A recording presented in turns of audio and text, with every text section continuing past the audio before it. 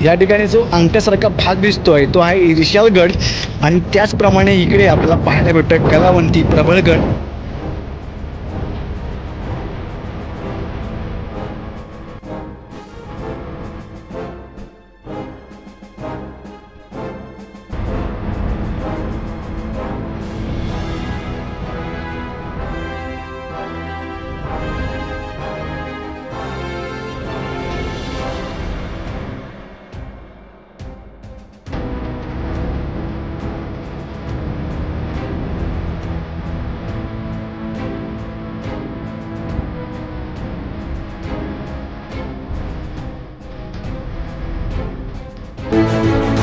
नमस्कार, जय शिवराय, जय शंभूराज मित्रांनो।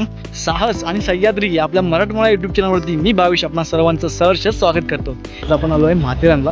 तर आपण सर्वप्रथम जाणून घेऊया माथेरानपर्यंत आपण कसे येऊ शकतो।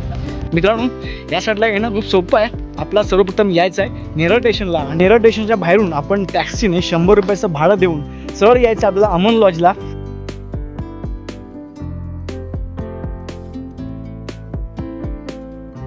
तिथे आल्यावर आपल्याला 50 रुपयाचं तिकीट घ्यायचं आहे लहान मुलांसाठी आणि प्रौढ व्यक्तींसाठी। इथे वेगवेगळे चार्ज आहेत। त्याचप्रमाणे तिथून आतमधून प्रवेश घेतल्यावरती आपल्याला काही इलेक्ट्रिक रिक्षा त्याचप्रमाणे घोडसवारी करता येणार आहेत। त्यांचे जे काही भाडं आकाराचे जे काही दर आहेत ते काही ठराविक आहेत, वेगवेगळे आहेत। व्हिडिओ अगदी शेवटपर्यंत पहा, शेवटपर्यंत राहा आणि जास्तीत जास्त लोकांपर्यंत शेअर करा।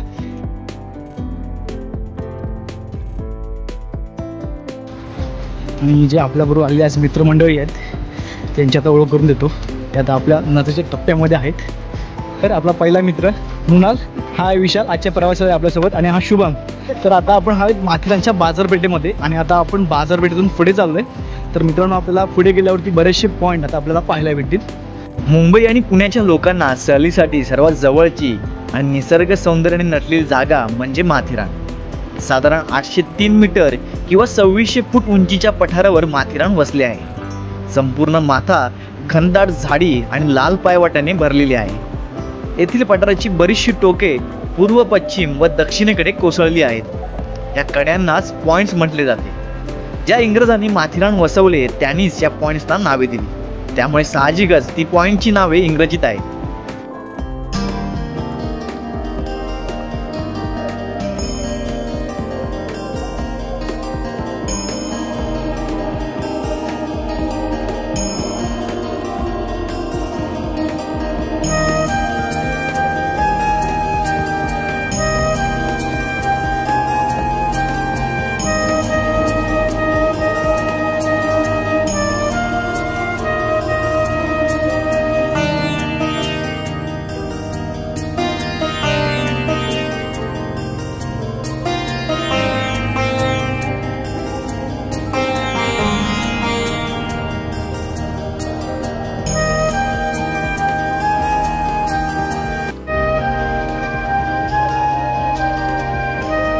माथेरान ही सह्याद्रीच्या मुख्य रांगेपासून जरा सुटावलेली वेगळी डोंगररांग आहे। इसवी सन 1850 मध्ये मॅलेट नावाचा इंग्रज अधिकारी ठाण्याचा कलेक्टर होता। त्याने चोक गावातून हा डोंगर पाहिला। तो स्वतः एक ट्रेकर होता, त्यामुळे तो ह्या डोंगराकडे आकर्षित झाला। तिथल्या एका पाटलाला बरोबर घेऊन तो आत्ताच्या वन ट्री हिल पॉईंटवरून वर चढला आणि रामबाग पॉईंटवरून खाली उतरला।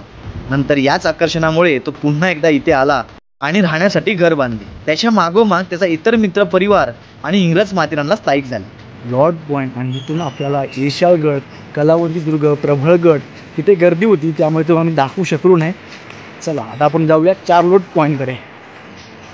मार्केटपासून जवळजवळ 1 ते 1.5 किलोमीटर अंतरावर हे तळे आहे। माथेरानवरील पाण्याचा मुख्य साठा हाच आहे। पावसाळ्यात हा जलाशय पूर्णपणे वाहू लागतो, त्यावेळी तयार होणाऱ्या धबधब्याच्या पाण्याचा जोर उरा धडकी भरल्याशिवाय राहत नाही।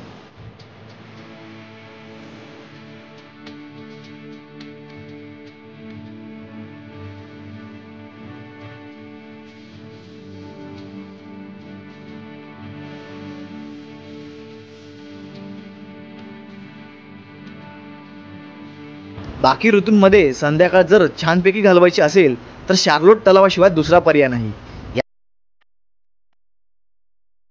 याच तलावापासून थोडे अंतर पुढे गेले असता आपल्याला सिलिया पॉइंट पाहायला भेटतो।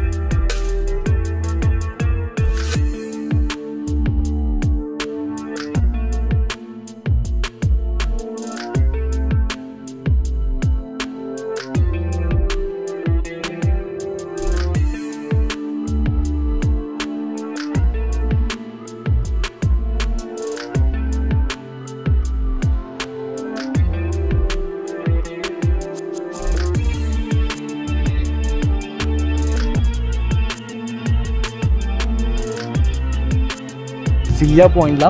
मित्रांनो इथून खूप सारे विहंग असे दृश्य आपल्याला पाहायला भेटतात. मित्रांनो ते माथेरानमधले महत्त्वाचे खूप सारे पॉईंट आहेत. इको पॉईंट, सिलिया पॉईंट, लॉर्ड पॉईंट जे आता आपण पाहून आलो, चारलोट लेक, असे बरेचसे पॉईंट आहेत, जागा आहेत जे आपल्याला पाहायला भेटतात आणि खूप सुंदर असे नजारे इथून पाहायला भेटतात. या ठिकाणी जो अंगठ्यासारखा भाग दिसतोय तो आहे विशालगड आणि त्याचप्रमाणे इकडे आपल्याला पाहायला भेटतोय कलावंती, प्रबळगड आणि या साईडला अजून एक बऱ्याचशा सुळका आपल्याला पाहायला भेटतात. समोर एक पाहायला भेटतोय एक पॉईंट आणि तसाच पॉईंट आपल्याला त्या सुळकेजवळ पाहायला भेटतोय.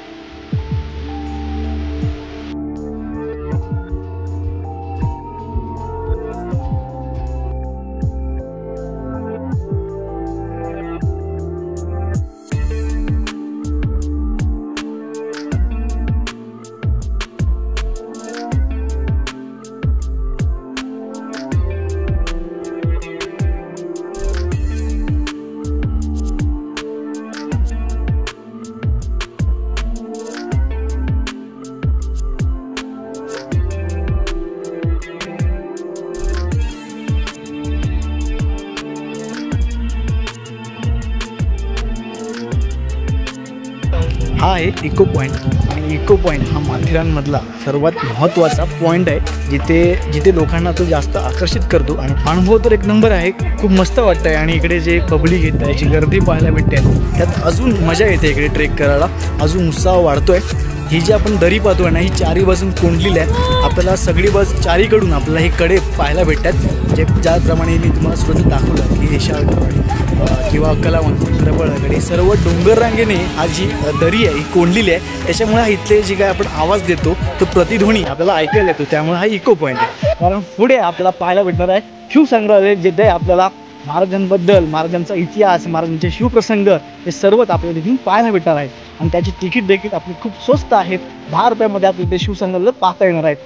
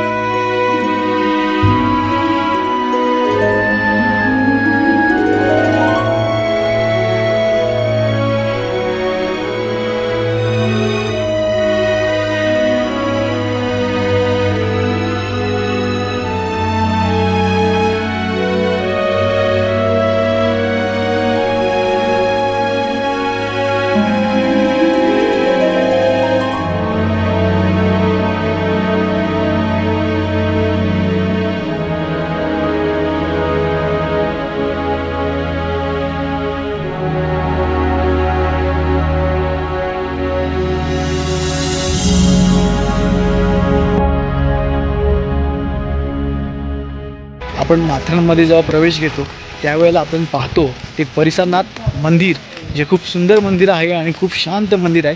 तिथे आपण थोडा वेळ बसू शकतो. मंदिराच्या समोरच आपल्याला पाहायला भेटतो तो 4 लॉट लेक. तर तो तलाव आपण पाहून झालं, त्याच्याच बाजूला लॉर्ड्स पॉईंट आहे, तो महत्त्वाचा पॉईंट आहे. त्याच्यानंतर लॉर्ड्स पॉईंट बघून झाल्यावरती आपण येतो शिल्लिया पॉईंटकडे. शिल्लिया पॉईंट बघून झाल्यावरती आपण सरळ शिवसंग्रहालयामध्ये येणे. शिवसंग्रहालयामध्ये आल्यानंतर आपण सरळ यायचं आहे लुझिया पॉईंटला. हे महत्त्वाचे पॉईंट आहेत, इकडच्या महत्त्वाच्या जागा आहेत. आणि मित्रांनो, कुठेही नाही गेलात, जरी माथेरान भटकताय तर आपण सर्वप्रथम शिवसंग्रहालयामध्ये येऊन महाराजांबद्दल सर्व माहिती आपण तिथे पाहू शकतो. तर मित्रांनो, हे तुम्हाला बेसिक मी जे महत्त्वाचे पॉईंट आहेत ते तुम्हाला सांगितले आहेत. सो एवढे लक्षात ठेवा आणि एवढे फिरा, कारण ना इथे ना 30 ते 35 पॉईंट आहेत. सर्व पॉईंटवरून व्ह्यूज एकच दिसतो, सर्व पॉईंट एकच आहेत, त्याच्यामुळे सर्व बघण्याची गरज नाही. मोजके पॉईंट जे तुम्हाला मी सांगितले ते आपण पाहू शकतो. चला, आता आमचा शेवटचा पॉईंट राहिला आहे पाहायचा, तो म्हणजे लुझिया पॉईंट.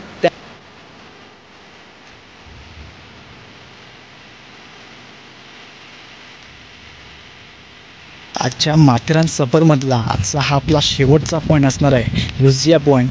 तो आपण तिथे आता पोचलो आहोत आणि ह्या लुझिया पॉईंटहून आपल्याला काही व्ह्यूज पाहायला भेटतात. ते अशा प्रकारचे व्ह्यूज आहेत.